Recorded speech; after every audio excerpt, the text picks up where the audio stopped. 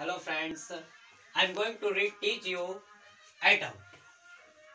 मैं आपको परमाणु पढ़ाने जा रहा हूँ और परमाणु की कुछ बेसिक जो डेफिनेशनें होती हैं वो बताने जा रहा हूँ, जो आप किसी भी ब्लॉग आवर्तसारणी में कहीं पर भी अप्लाई कर सकते हैं। तो मैं आपको बताने जा रहा हूँ कि परमाणु त्रिज्या क्या होती है, परमाणु त्रिज्या क्या होती है। और परमाणु त्रिज्या से पहले हम ये जान लेंगे कि परमाणु कौन सी वाला है। ये परमाणु कौन सी वाला है? परमाणु। परमाणु का अर्थ है यह किसी भी तत्व का वह छोटे से छोटा कण जिसे विभाजित ना किया जा सके उसे परमाणु कहते हैं। किसी भी तत्व का वह छोटे से छोटा कण जिसे विभाजित ना किया जा सके उसे परमाणु कहते हैं। अब हम यहाँ पर पढ़ रहे हैं कि परमाणु की त्रिज्या। तो परमाणु में हमारे 4 कोष होते हैं, KLMN। 4 कोष होते हैं KLMN। सिंपल वे में, मतलब साधारण तरीके से अगर वैसे हम देखें आवर्तसारणी के अनुसार, तो हमारे जो कोष होते हैं वो 7 तरह के होते हैं। 7 होते हैं, 7 कोष होते हैं जिनमें नाम नहीं दिया गया, सिर्फ आपके पहले 4 कोषों का नाम दिया गया है KLMN, और बाकी होते हैं हमारे 7 कोष होते हैं, वो 7 होते हैं। तो वहीं पर हम परमाणु त्रिज्या का बात करते हैं। तो परमाणु त्रिज्या जैसे सोडियम क्या होती है परमाणु त्रिज्या? तो परमाणु त्रिज्या वह होती है किसी भी परमाणु के नाभिक से बाह्यतम कोष तक की दूरी को परमाणु त्रिज्या कहते हैं। किसी भी परमाणु के नाभिक से बाह्यतम कोष तक की दूरी को परमाणु त्रिज्या कहते हैं। सिंपल वे है परमाणु त्रिज्या। वहीं पर अगर आ जाता है आयनन त्रिज्या।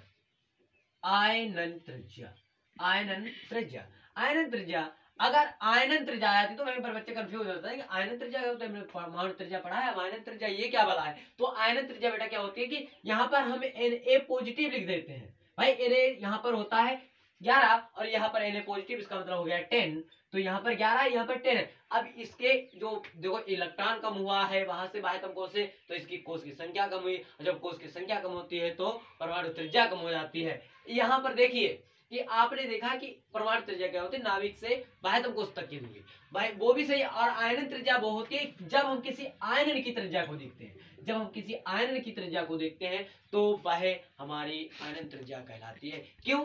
क्योंकि इस पर आयन होता है, जैसे पॉजिटिव निगेटिव जो होता है हम उसे आयन कहते हैं। यहाँ पर आयन है Na पॉजिटिव, या हम ले ले Cl निगेटिव, या हमें ले ले Mg पॉजिटिव, कुछ भी ले सकते हैं। तो ये हमारे आयन होते हैं, और आयन की जो त्रिज्या होती है वो आयनन त्रिज्या कहलाती है। अब बात डेफिनेशन वही रहेगी, किसी भी परमाणु के किसी भी आयन के नाभिक से बाह्यतम कोष तक की दूरी को आयनन त्रिज्या कहते हैं। दोनों डेफिनेशन हो गई। वहीं पर आता है आपका एक और चीज आता है कि आयनन विभव क्या होता है?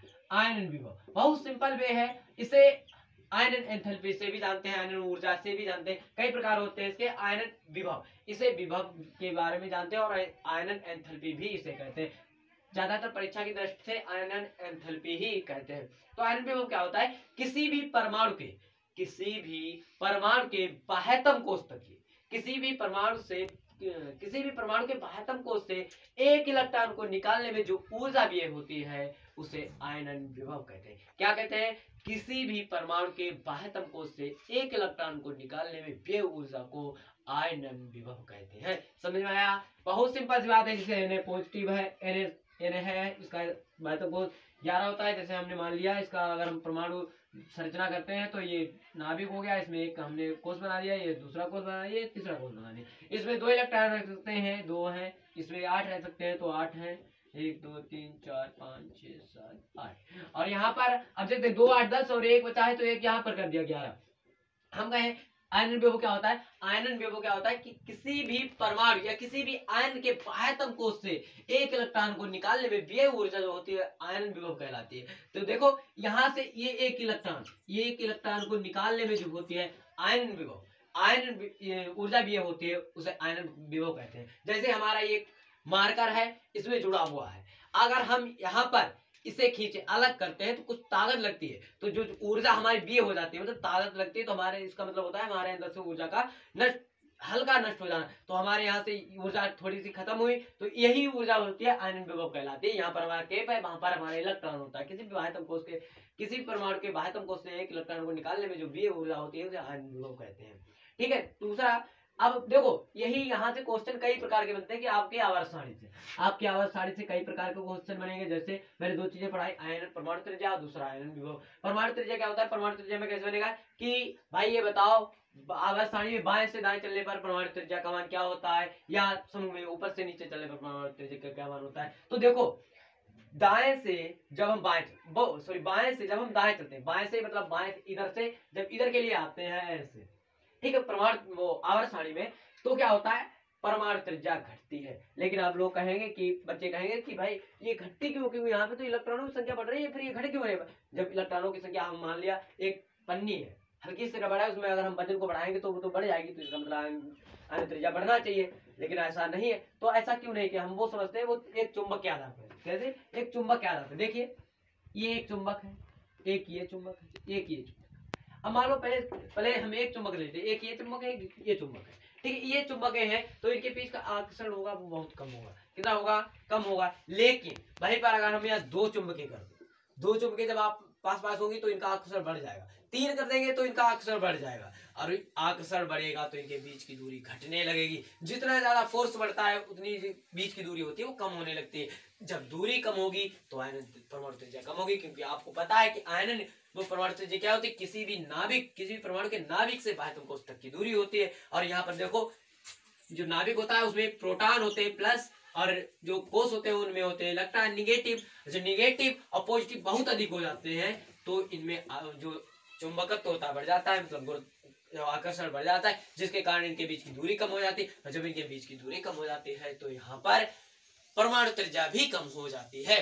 ठीक, दूसरा अब देखो, और समूह से आवर्त सारणी में समूह से ऊपर से नीचे चलने पर परमाणु त्रिज्या घटती है। इसका सिंपल वे है, कैसे बढ़ती है। समूह में ऊपर से नीचे चलने पर परमाणु त्रिज्या बढ़ती है। क्यों बढ़ती है, देखो सोडियम है, उससे ऊपर हाइड्रोजन है, उससे नीचे लिथियम है।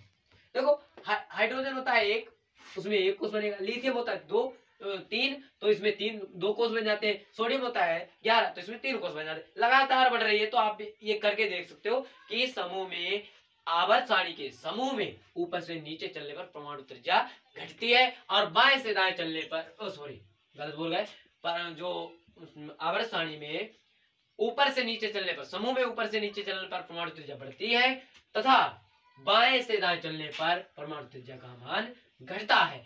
और जो आयन विभव होता है जस्ट इसका उल्टा होता है, क्योंकि परमाणु त्रिज्या जितनी अधिक होगी इलेक्ट्रॉन को निकालना वहां से बहुत आसान होगा। जैसे मान लो ये 10 चुंबकें हैं, ठीक है, ये 10 चुंबकें हैं, और यहाँ पर भी 10 चुंबकें हैं। अब हम कहीं से एक चुंबक हटाओ तो आपको बहुत मतलब ज्यादा भी ऊर्जा करनी होगी। लेकिन वही हम कह रहे हैं कि यहाँ पर एक चुंबक है, यहाँ पर एक चुंबक है, एक को हटा दो, आप बहुत जल्दी कर सकते हो। परमाणु त्रिज्या घटेगी तो नाभिक से बीच की दूरी बढ़ेगी। आपको कूलॉम का नियम पढ़ा है कि जब बीच की दूरी बढ़ती है तो आकर्षण कम हो जाता है। आकर्षण कम होने की वजह से यहाँ पर ये फोर्स कम होता है। जब फोर्स कम होता है तो आप कम ताकत से इस इलेक्ट्रॉन को बाहर कर सकते हैं। ये आयन विभव, इसीलिए परमाणु त्रिज्या के मान पर बढ़ने से आयन विभव घट जाता है, और जब परमाणु त्रिज्या का मान घटता है तब आयन विभव भी बढ़ जाता है। ये जस्ट अपोजिट उल्टा होता है। तो हमने आज सीखा है परमाणु त्रिज्या और आयन विभव। ऐसे ही हमारे नए नए टॉपिक और शानदार टॉपिक और शानदार तरीके से सीखने के लिए हमारे YouTube चैनल को सब्सक्राइब एंड लाइक और शेयर करें। Thank you.